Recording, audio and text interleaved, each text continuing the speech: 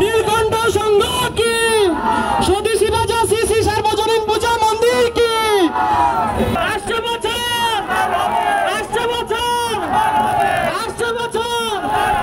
রাস্তায় প্রচুর নাচানাচি হচ্ছিল। এই তো কথা বলতে বলতে আমরা কিন্তু ময়মনসিংহের কাচারি ঘাটে চলে এসেছি মাকে বিদায় জানানোর জন্য। দেখতে পাচ্ছেন সবাই মিলে কি পরিমাণ আনন্দ করছে। আর প্রতি বছর ময়মনসিংহের কাচারি ঘাটে দুর্গাপুজোই হোক বা কালী পুজোই হোক, প্রচুর লোকজনের ভিড় হয়। তার সাথে রাস্তাতেও লোকজন বসে থাকে টুল বা চেয়ার পেতে, এত আনন্দের মধ্য দিয়ে মাকে বিদায় জানানোর মুহূর্তটা দেখার জন্য। এদিকে সবাই নাচানাচি করছিল, তবে কপিরাইটের জন্য আমি কোনো মিউজিক এই ভিডিওটাতে ব্যবহার করিনি। আর এই দেখুন কি পরিমাণ ভিড়, যত দূর চোখ যায় শুধু লোক আর লোক। প্রচুর লোকজন হয় মা দুর্গার বিসর্জনের দিন আর কালী পূজার বিসর্জনের দিন। চলুন এইবার আমাদের ময়মনসিংহের স্বদেশী বাজার মন্দিরে শ্যামা মায়ের বিসর্জনের ছোট্ট একটা ভিডিও ক্লিপ আপনাদের সাথে শেয়ার করি। আমার সাথে সাথে আপনারাও দেখুন।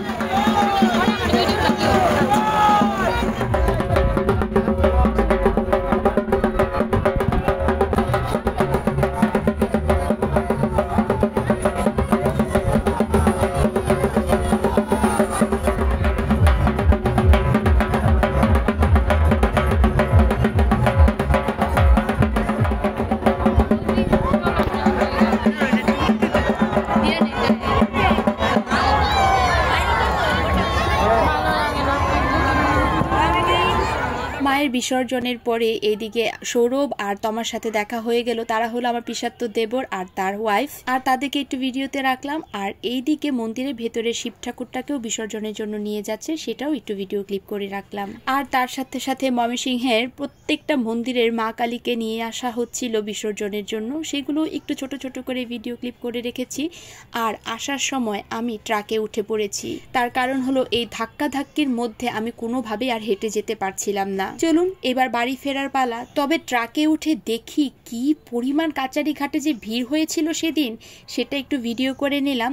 আর ট্রাকে আমরা সবাই মিলে নাচানাচি করতে করতে খুবই আনন্দ করতে করতে গিয়েছি, আর ওই ভিডিও ক্যাপচার করে নিলাম। ও আমার প্রতিটা ভিডিও দেখে। আর ট্রাকে উঠে আমরা প্রচুর নাচানাচি করেছি। আসলে রাস্তা দিয়ে হেঁটে হেঁটে যখন গিয়েছিলাম তখন খুব একটা নাচানাচি করতে পারিনি, তার কারণ হলো রাস্তা দিয়ে যাওয়ার সময় প্রচুর ধাক্কাধাক্কি হচ্ছিল সবাই মিলে। আর বাচ্চাদের নিয়ে ট্রাকে উঠে যাওয়াটাই আমার কাছে বেশি বেটার মনে হয়, তাহলে আর ধাক্কাধাক্কির ঝামেলা থাকে না। আর এদিকে পিছন দিয়ে দেখুন সৃজার অবস্থা, সে তো নাচানাচি করে পুরাই উড়িয়ে ফেলছিল, অনেক আনন্দ করেছে, ঘেমে এক সার। আচ্ছা, এদিকে সবাই নাচানাচি করতে থাক, এবার আমাকে বলে ফেলুন তো আমার এই ভিডিওটা কারা কোন জায়গা থেকে দেখছেন, আর ময়মনসিংহ থেকে কারা দেখছেন, স্পেশালি স্বদেশী বাজার থেকে কারা দেখছেন, তারা কিন্তু অবশ্যই আমাকে কমেন্ট বক্সে জানাবেন। আর আমার ভিডিওটাতে যদি কোনো ভুল কথা বলে থাকি সেটা কিন্তু অবশ্যই ক্ষমা সুন্দর দৃষ্টিতে দেখবেন। আর আমার ভিডিওটা যদি আপনাদের সবার ভালো লেগে থাকে তাহলে অবশ্যই সবাই লাইক আর কমেন্ট করবেন। সেই সাথে আমার পেজটাকে ফলো করে দিতে কিন্তু একদম ভুলবেন না, ফলো বা লাইক করে দিতে। এই দেখুন কথা বলতে বলতে ময়মনসিংহের আরো অন্যান্য জায়গা থেকে মা কালীর প্রতিমা নিয়ে আসা হচ্ছে বিসর্জনের জন্য। আর রাস্তাটা দেখতে পাচ্ছেন সবাই কি পরিমাণে আনন্দ করছে।